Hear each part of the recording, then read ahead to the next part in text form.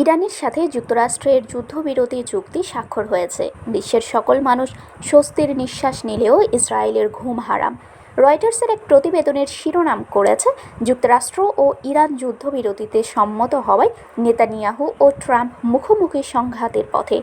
রয়টার্সের প্রতিবেদনে উল্লেখ করা হয়েছে, বেনিয়ামিন নেতানিয়াহু আশা করেছিলেন যে ডোনাল্ড ট্রাম্পের সঙ্গে যৌথভাবে পরিচালিত যুদ্ধ ইরানের ধর্মীয় শাসকের ক্ষমতাচ্যুত করবে এবং দেশে আসন্ন নির্বাচনের আগে তার রাজনৈতিক অবস্থানকে শক্তিশালী করবে।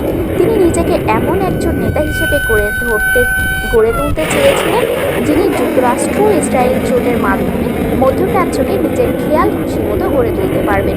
কিন্তু পরিস্থিতি ভিন্ন দিকে মোড় নিয়েছে। ট্রাম্প এখন যুদ্ধ থেকে যুক্তরাষ্ট্রকে বের করে আনতে চাইছেন। ফলে ইসরায়েলের দীর্ঘতম মেয়াদের প্রধানমন্ত্রী নেতানিয়াহুর সঙ্গে তার সংঘাতের সম্ভাবনা তৈরি হয়েছে। উভয় নেতার লক্ষ্যই এখন পূরণ হয়নি, আর ইসরায়েলের সামরিক অভিযান লেবাননে আটকে আছে। এখন পর্যন্ত ইসরায়েলি কর্মকর্তারা প্রকাশ্যে সতর্ক অবস্থান নিয়েছেন, কারণ তারা তাদের সবচেয়ে গুরুত্বপূর্ণ মিত্রকে ক্ষুব্ধ করতে চান না। তবে ব্যক্তিগত আলোচনায় তাদের হতাশা স্পষ্ট।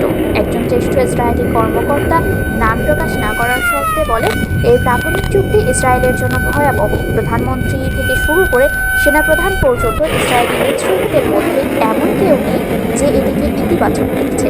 ওয়াশিংটনের বক্তব্য অনুযায়ী আগামী 60 দিনের যুদ্ধবিরতির সময় একটি পূর্ণাঙ্গ চুক্তির শর্ত নিয়ে আলোচনা হবে, যেখানে যুক্তরাষ্ট্র ও ইসরায়েলের বিরুদ্ধে বিশেষ করে ইরানের পারমাণবিক কর্মসূচি সমাধানের চেষ্টা করা হবে। তবে ইসরায়েলি কর্মকর্তারা রয়টার্সকে বলেছেন, তাদের ধারণা আলোচনার সময়সীমা আরও বাড়ানো হতে পারে, যা ইসরায়েলের সামরিক পদক্ষেপ গ্রহণের স্বাধীনতাকে সীমিত করবে। অথচ তাদের মূল উদ্বেগগুলো অমীমাংসিতই থেকে যাবে। নেতানিয়াহু ও ট্রাম্পের মধ্যে বারবার মতবিরোধ হয়েছে, বিশেষ করে লেবাননে ইরান সমর্থিত হিজবুল্লাহর বিরুদ্ধে ইসরায়েলের অভিযান সীমিত করতে নেতানিয়াহুর অনীহা নিয়ে। লেবাননে যুদ্ধবিরতি ইরানের অন্যতম প্রধান দাবি। মাসের শুরুতে ট্রাম্প এক ক্ষুব্ধ ফোনালাপে নেতানিয়াহুকে পুরোপুরি পাগল বলে উল্লেখ করেন এবং যুক্তরাষ্ট্র যখন ইরানের সঙ্গে চুক্তির চেষ্টা করছিল তখন বৈরুতে হামলা না চালানোর নির্দেশ দেন। সেদিন নেতানিয়াহু হামলা বাতিল করলেও এক সপ্তাহ পরে বৈরুতের দক্ষিণাঞ্চলে হামলা চালান। এর জবাবে ইরান ইসরায়েলের দিকে ক্ষেপণাস্ত্র নিক্ষেপ করে এবং ট্রাম্প প্রকাশ্যে উভয় পক্ষকেই ভর্ৎসনা করেন। যুক্তরাষ্ট্র ও ইরান অন্তর্বর্তী চুক্তি ঘোষণার কয়েক ঘণ্টা আগে লেবানন থেকে ইসরায়েলের দিকে রকেট ছোড়ার পর ইসরায়েল আবার বৈরুতে হামলা চালায়। ট্রাম্প সেই হামলাকে ছোট এবং গুরুত্বহীন বলে আখ্যা দেন। নেতানিয়াহু দাবি করেন যে ইসরায়েল শক্তিশালী ও স্থিতিশীল অবস্থানে রয়েছে এবং তাদের নেতৃত্ব দৃঢ় ও বিচক্ষণ।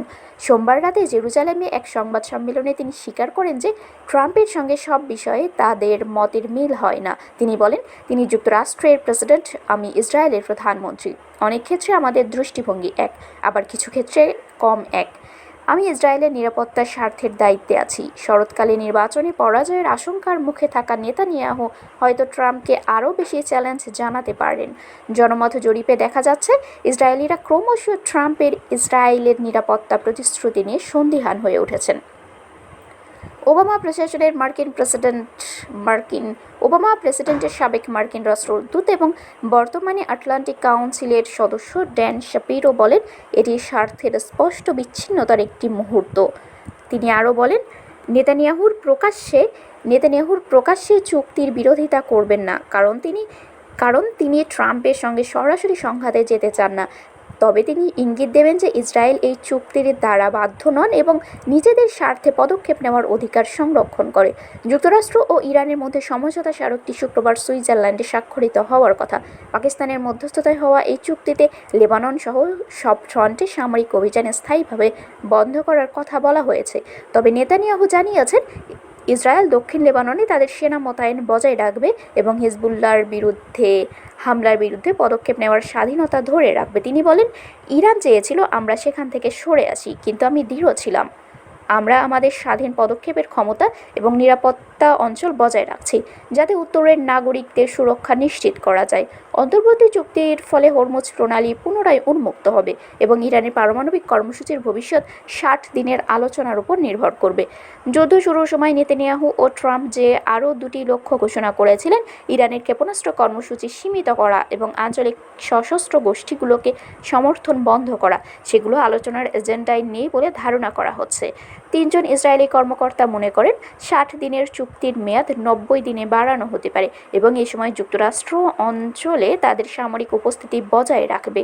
আরও 2 কর্মকর্তা জানান, গত সপ্তাহে ট্রাম্প যখন প্রথম বলেন যে ইরানের সঙ্গে চুক্তি খুব কাছাকাছি, তখন ইসরায়েল বিস্মিত হয়েছিল।